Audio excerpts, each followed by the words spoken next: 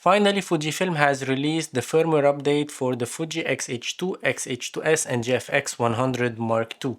Now I'm using the Fuji X-H3S with the latest firmware 7.10 in F-Log 2C. So what's next from Fujifilm?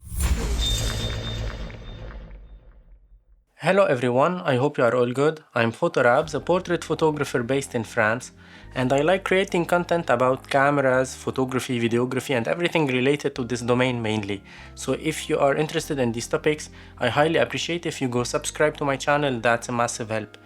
And I would like to say that yesterday I posted a video about the new firmware for my Fuji X-H3S, the firmware 7.10, and I made some autofocus test in the way that I use this camera, and I find that this autofocus is way more interesting than what we had before on the previous firmwares from Fujifilm.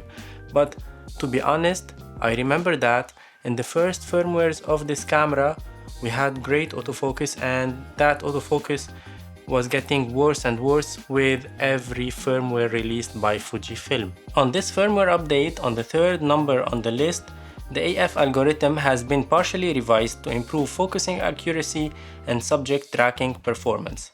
Partially revised, keep that in mind. They didn't say fully revised. They didn't say we started from scratch on a new firmware for the autofocus. We noticed that the autofocus was so bad and we decided to make it better. They didn't say anything about that. So this is partially revised. And I'm asking myself why they made this step in November 2024. So this is the main topic of today's video. By the way, I would like to mention that I'm using now the monitor Arzopa 16.1 display, portable display monitor that I'm using now because I'm recording in F-Log 2C on the camera with the F-Log assist of the Fuji X-H3S 13mm with a variable ND filter. I'm at 5 stops of light, and here I have the big monitor, the 16.1, so I can monitor myself. I can see the frame, I can see everything.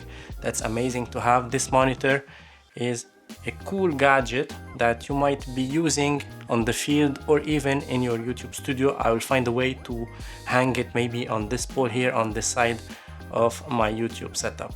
So for now, I wanted to test also this F-Log to see how we can get the nice colors of the background, these blues here, the red of that on-air sign there, and the tube lights that I have behind me. So this is a way to test this F-Log 2C. The base ISO of this F-Log 2C is 1250 ISO, so you need to stop the light a lot in order to be able to use this F-Log 2C properly. That's why I have a variable ND filter. I'm at about 5 stops of light on that variable ND filter on the camera. And by the way, I noticed also that the mic levels are not corrected or not adjusted in this firmware update. Every time I have to turn off the camera and to turn it on, I have to go to the mic settings just to do nothing, just to be there, and then go out so I can get my mic settings, my mic levels that I would like to have on my file. That's something that I wish they worked on. And let's go back to the main topic, why they made this huge step. For me, this is a huge step because I was about to sell my Fuji X-H3S and I decided not to at the last minute. Why they made this huge step now? Why they released this firmware? They improved a little bit the autofocus of this camera now. In my opinion, the Fujifilm X-H3S, X-H3 are coming in the beginning of 2025. These two cameras are not far now. They are, in my opinion, they are almost ready to ship, almost ready to be announced. That's why Fujifilm released this software now, to tell all the customers, including myself, that this camera is capable. Already you have good autofocus on the X-H3S. Imagine what you can get on the X-H3S. We have partially revised here, but you will have fully revised or starting from scratch autofocus system on the other camera. So they will push us to buy the new camera. This is my opinion about it. And if so, well, this is a good thing and a bad thing, because before the firmware 5.0 on this X-H3S, the firmware was, well, the autofocus was quite nice. I didn't had issues at all. I didn't find myself struggling to get my autofocus correctly on my subject.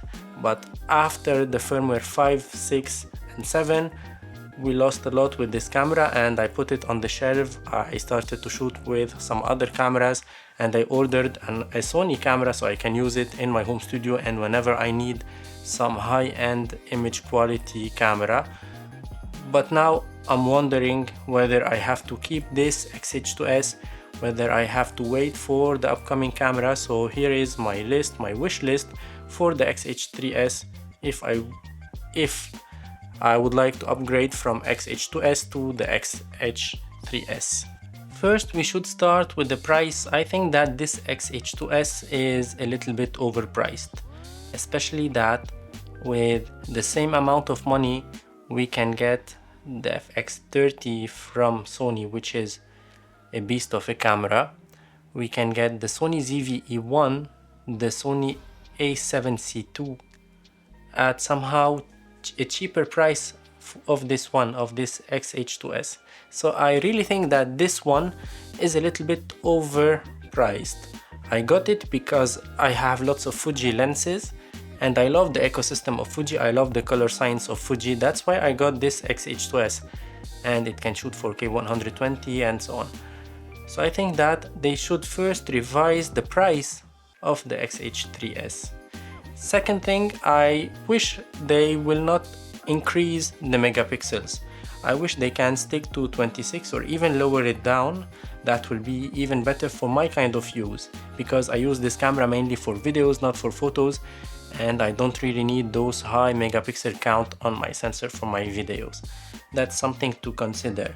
The third thing, I wish it will be able to shoot in 6K 60 frames per second. Now we have OpenGate 6.2K 30 frames per second, but I wish we can do 6K 60 frames per second and 4K 120 without crop. That will be amazing. And if we can do like HD 480, that will be amazing as well for extra slow motion, if we can use the pixel binning to have better image quality, of course. On the aesthetic part, I really like the ergonomy of the camera. It feels really nice in the hand and it's a very solid camera. I love it. The screen, the display is amazing as well. We have better resolution display on this one rather than all the other Sonys in the market. In my opinion, this one is way more clearer, but I think that they have to improve a little bit on the flip out screen, because now we've seen the Sony A1 Mark II, the A9 Mark III with like a different kind of screen that can tilt up and down and can flip on the side, so it can be useful whether for photography and videography, because I like on the X-T3 the flip up screen, well, the tilty screen, and I like the flip up screen for videos, for things like what I'm doing now and so on. So if we can have both systems, that will be a good deal for me. That will be a very interesting option on the camera that will push me to go buy it immediately.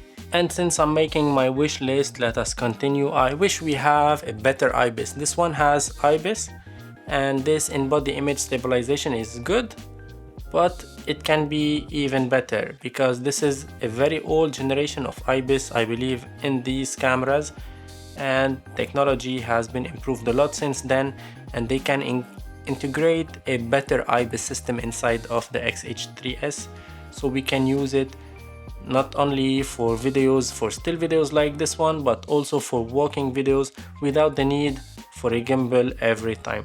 That's a wish that I hope Fujifilm will realize on the X-H3S. That will be one more selling point in my opinion.